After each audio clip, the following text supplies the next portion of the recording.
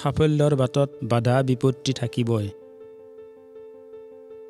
মোৰ এজন ঘনিষ্ঠ বন্ধু নামকৰা মেনেজমেণ্ট পৰামৰ্শদাতা। তেওঁৰ অফিচত সোমালে এনে লাগে যেন কোনোবা অভিজাত মহলৰ অট্টালিকাতহে সোমাই গৈছোঁ। সুন্দৰ ফাৰ্নিচাৰ, দামী ইৰাণিয়ান কাৰ্পেট, ঠায়ে ঠায়ে সুন্দৰ ফুলৰ টাব, চৌদিশে সুগন্ধি ভাহি ফুৰিছে।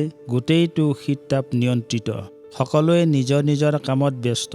ক'তো কোনো হাই উৰুমি নাই। তেওঁৰ অফিচত সোমায়ে আপুনি অনুমান কৰিব পাৰিব যে তেওঁ এজন সফল ব্যৱসায়ী।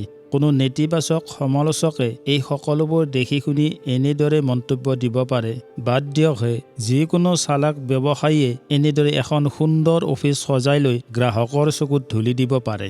এই ধৰণৰ মন্তব্য মোৰ সেই বন্ধুজনৰ বেলিকা নাখাতে, কাৰণ মোৰ সেই বন্ধুজন সঁচাকৈয়ে এজন সফল মানুহ। তেওঁৰ মাজত কোনো ধৰণৰ চালাকি নাই। তেওঁ এজন অতি সাধাৰণ পৰ্যায়ৰ মানুহ। তদুপৰি তেওঁ খুব ধনী ঘৰৰ সন্তানো নহয়। তেওঁ এই সকলোবোৰ কৰিবলৈ সক্ষম হৈছিল একমাত্ৰ নিজৰ নিষ্ঠা আৰু অধ্যৱসায়ৰ বলত। মোৰ সেই বন্ধুজনে জীৱনত বহুত বাধা বিঘিনিৰ সন্মুখীন হ'ব লগা হৈছিল, কিন্তু তেওঁ কোনো অৱস্থাতে পৰাজয় স্বীকাৰ কৰা নাছিল, হতাশাত ভাগি পৰা নাছিল, কোনো ধৰণৰ নিৰাশাক প্ৰশ্ৰয় দিয়া নাছিল। তেওঁ তেওঁৰ ভাগৰ কাম নিয়াৰিকৈ কৰি গৈছিল।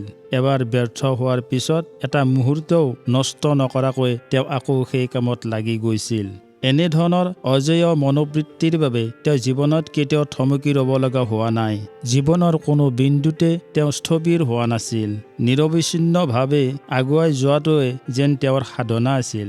আজি তেওঁ যি শিখৰত অধিষ্ঠিত, তাত তেওঁক তেওঁৰ সেই নিৰৱচ্ছিন্ন সাধনাইহে প্ৰতিষ্ঠা কৰিছে। আপুনি শুনিলে আচৰিত হ'ব, মোৰ এই বন্ধুজনে এই ব্যৱসায় আৰম্ভ কৰাৰ 6 মাহৰ ভিতৰতে তেওঁৰ বিগত জীৱনৰ 10 বছৰত সঞ্চয় কৰা সমুদায় ধন হেৰুৱাব লগা হয়। সেই সময়ত তেওঁৰ এনে অৱস্থা হৈছিল যে তেওঁ খৰচ কমাবলৈ ভাড়াঘৰ এৰি দি অফিচতে থাকিবলৈ লৈছিল। সেইখিনি সময়তে তেওঁলৈ কেইবাটাও ভাল চাকৰিৰ প্ৰস্তাৱ আহিছিল, কিন্তু তেওঁ সেইবোৰক সবিনয়ে প্ৰত্যাখ্যান কৰিছিল, কাৰণ তেওঁৰ লক্ষ্য আছিল নিজৰ ব্যৱসায়ক প্ৰতিষ্ঠা কৰা।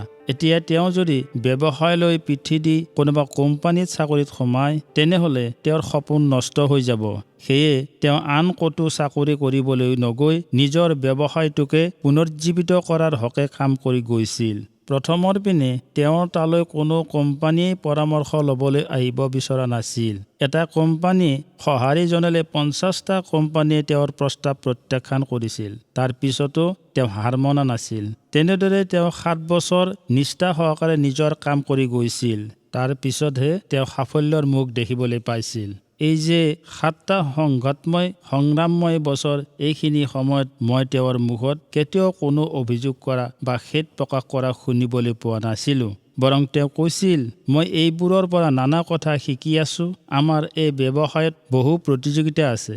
এই প্ৰতিযোগিতাৰ বজাৰত নিজৰ বাবে ঠাই অলপমান উলিয়াবলৈ কষ্ট স্বীকাৰ কৰিবই লাগিব।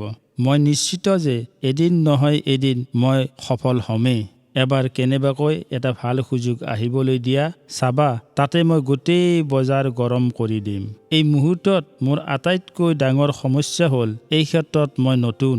এবাৰ কেনেবাকৈ এটা ডাঙৰ পাৰ্টি পালেই হ'ল।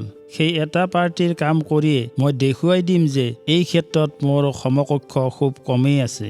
আৰু মই এই কথাত গভীৰভাৱে বিশ্বাস কৰোঁ যে দুদিনমান পলম হ'লেও এদিন নহয় এদিন মই সেই সুযোগ পামেই। সঁচাকৈয়ে মোৰ সেই আত্মবিশ্বাসী বন্ধুজনে এদিন সেই মহা সুযোগ লাভ কৰিছিল আৰু তাক কামত লগাই নিজক সেই ক্ষেত্ৰত নিগাজিকৈ স্থাপন কৰিছিল। এবাৰ মই মোৰ বন্ধুজনক কৈছিলোঁ যে এই ব্যৱসায় প্ৰতিষ্ঠা কৰিবলৈ গৈ তেওঁ নিজৰ বহু শক্তি ক্ষয় কৰিব লগা হৈছিল। উত্তৰত তেওঁ কৈছিল, নাই, মুঠেও নহয়। প্ৰকৃততে মই সেই কাম কৰিবলৈ গৈ নিজকে বহু বেছি শক্তিশালী কৰি তুলিছিলোঁ। মই নিজকে এজন শক্তিশালী মানুহত পৰিণত কৰিছিলোঁ। Who is and who in America নামক বিখ্যাত গ্ৰন্থত দেখুওৱা হৈছে যে আমেৰিকাৰ নানা ক্ষেত্ৰত বিশেষ অৱদান আগবঢ়াই যোৱা বহু মহান শক্তি জীৱনৰ আগছোৱাত নানা বাধা বিপত্তিৰ সন্মুখীন হ'ব লগা হৈছিল। দুখ কষ্ট ভোগ কৰিব লগা হৈছিল। নানাজনৰ নানা কথা শুনিব লগা হৈছিল। বহুবাৰ সামাজিক ব্যৰ্থতাৰ মুখ দেখিব লগা হৈছিল। ব্যক্তিগত দুৰ্ভাগ্যক সহ্য কৰিব লগা হৈছিল। তাৰ পিছতো তেওঁলোক নিৰাশ হৈ হাত সাৱটি বহি থকা নাছিল। সেয়ে মহান মানুহৰ জীৱনী পাঠ কৰা উচিত। তেওঁলোকৰ জীৱনী অধ্যয়নৰ পৰা আপুনি দেখিবলৈ পাব তেওঁলোকৰ বেছিভাগৰে জীৱন নানা ধৰণৰ খলাবমৰ মাজেদি পাৰ হৈ আহিছে। আপুনি মন কৰিব তেওঁলোকে জীৱনত এনে ধৰণৰ সমস্যাৰো সন্মুখীন হ'ব লগা হৈছিল, যিবোৰৰ ওচৰত সাধাৰণ মানুহে সহজে আঁঠু কাঢ়িলেহেঁতেন। তেওঁলোকেও তেনেবোৰ সময়ত উদ্যম হেৰুৱাই বহি পৰিব পাৰিলেহেঁতেন। ইচ্ছা কৰিলে তেওঁলোকে তেনে কৰিব পাৰিলেহেঁতেন। তেনে কৰা হ'লে তেওঁলোকক কোনেও দোষাৰোপ নকৰিলেহেঁতেন। কিন্তু তেওঁলোকে তেনে কৰা নাছিল।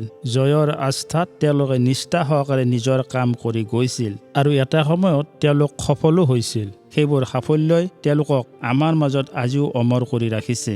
মনত ৰাখিব, বাধা বিপত্তিৰ দেৱাল লংঘন নকৰাকৈ কোনেও কেতিয়াও জীৱনত সাফল্যৰ শিখৰ স্পৰ্শ কৰিব নোৱাৰে। এইটো যেন বিধিৰ এটা অমোঘ লিখন। সেয়ে হয়তো কোনো সাফল্যই সহজে কাৰো হাতত ধৰা নিদিয়ে। তাক লাভ কৰিবলৈ কষ্ট স্বীকাৰ কৰিব লগা হয়। এটা সফল জীৱনৰ বাবে তলৰ নীতিবোৰ মানি চলাৰ চেষ্টা কৰক। 1 নম্বৰ, নিষ্ঠা আৰু অধ্যৱসায়েৰে নিজৰ কাম কৰি যাওক। 2 নম্বৰ, জীৱনৰ বাটত বাধা বিঘিনি আহিবই, তাক সহজভাৱে গ্ৰহণ কৰক। 3 নম্বৰ, হতাশাক প্ৰশ্ৰয় নিদিব, নিৰাশ নহ'ব। 4 নম্বৰ, এটা অপৰাজিত মন গঢ়ি তোলক। 5 নম্বৰ, মনত এটা ভাল দিনৰ সপোন পুহি নিজৰ ভাগৰ কামখিনি নিয়াৰিকৈ কৰি যাওক।